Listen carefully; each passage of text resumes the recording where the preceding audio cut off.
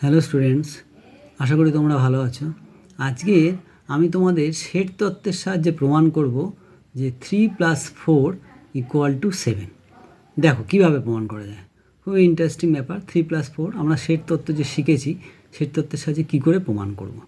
ঠিক আছে, তাহলে একটা সেট ভাবলাম, তার তিনটে এলিমেন্ট আছে।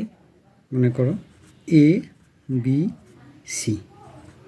একটা এলিমেন্ট, তিনটে এলিমেন্ট আছে।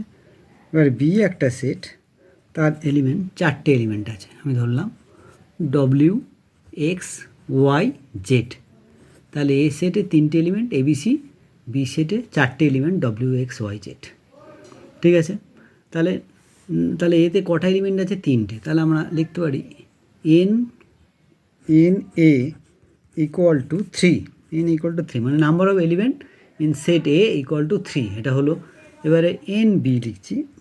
এন বি মানে number of element in the set B কটা আছে? চারটে আছে। এই হলো। এবারে এ ইউনিয়ন বি করছি আমি। এ সেট আর বি সেটকে আমি ইউনিয়ন করছি। তাহলে A set A union B. A union B করলে কি হচ্ছে আমাদের? কী এলিমেন্ট হচ্ছে না, এতে আছে এ বি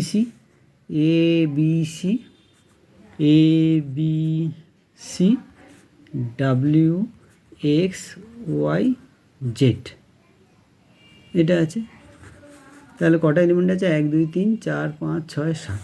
তাহলে number of element in A union B কত হচ্ছে? N of A union B কত হচ্ছে না? 7টা হচ্ছে। ঠিক আছে, এবার আমরা দেখছি এ আর বির মধ্যে কোনো কমন এলিমেন্ট আছে কি না। এ বির মধ্যে কোনো কমন এলিমেন্ট নেই। তাহলে A intersection B equal to null, কোনো কমন এলিমেন্ট নেই, ডিসজয়েন্ট সেট। তাহলে এবারে ফর্মুলা আমরা ফেলছি n of A union B equal to n A plus n B. ঠিক আছে, তাহলে n of A union B কত? 7।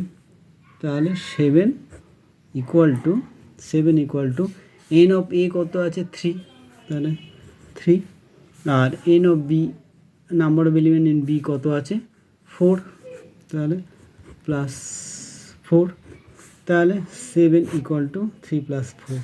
এটাই আমরা প্রমাণ করতে চেয়েছিলাম, এটাই প্রুফড হলো। ঠিক আছে, এইভাবে আমরা সেট তত্ত্বের সাহায্যে তিনটে সংখ্যার গসাগু কী করে নির্ণয় করতে পারি দেখো, সেটাও আমি তোমাদের এ প্রসঙ্গে শিখিয়ে দিচ্ছি। তাহলে সেট তত্ত্বের সাহায্যে আমরা 15, 40 আর 105 এর গসাগু নির্ণয় করব। ঠিক আছে, তাহলে আমরা 15-র গুণনীয়কগুলো একটা সেটে লিখলাম এতে 15-র গুণনীয়কগুলো লিখে ফেললাম। লিখে ফেলছি। তাহলে কী হবে? 1 হবে 15-র গুণনীয়ক, 1 3 5 5 আর 15। এটা হলো এ সেটে এর 15-র গুণনীয়ক হলো। এবার বি সেটে আমি লিখছি 40-এর গুণনীয়ক। 40-এর গুণনীয়কগুলো লিখে ফেলছি।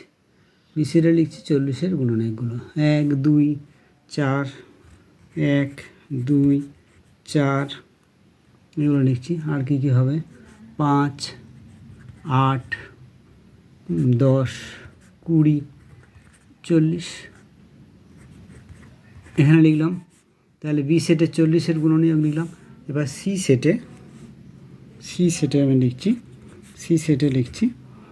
105-এর গুণনীয়কগুলো লিখছি। ঠিক আছে, তাহলে 1 3 1 3 5 7 15 21 15 21 35 35 105। তাহলে আমরা এতে লিখলাম 15-র গুণনীয়কগুলো, বিতে 40-এর গুণনীয়ক, সিতে 105-এর গুণনীয়কগুলো আমি লিখে ফেললাম। ঠিক আছে, এবার আমি এ মিট বি,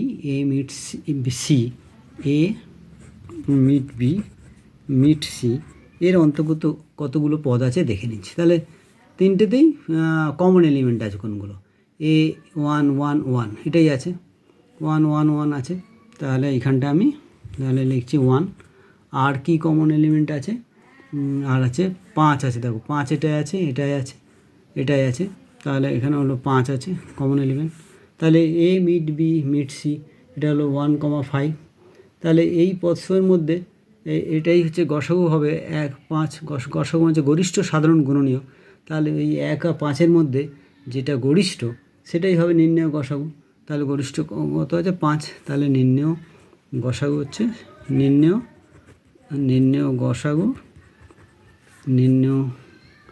গসাগু সমান হবে 5। এটাই হবে অ্যান্সার। তাহলে এটাই হলো সেট তত্ত্বের সাহায্যে 15, 40, 105 সংখ্যা তিনটির গসাগু নির্ণয় করা হলো। ঠিক আছে, আজকের এই পর্যন্ত। নেক্সট ভিডিও নিয়ে আবার অন্য দিন আসবো। ভালো থেকো। ঠিক আছে।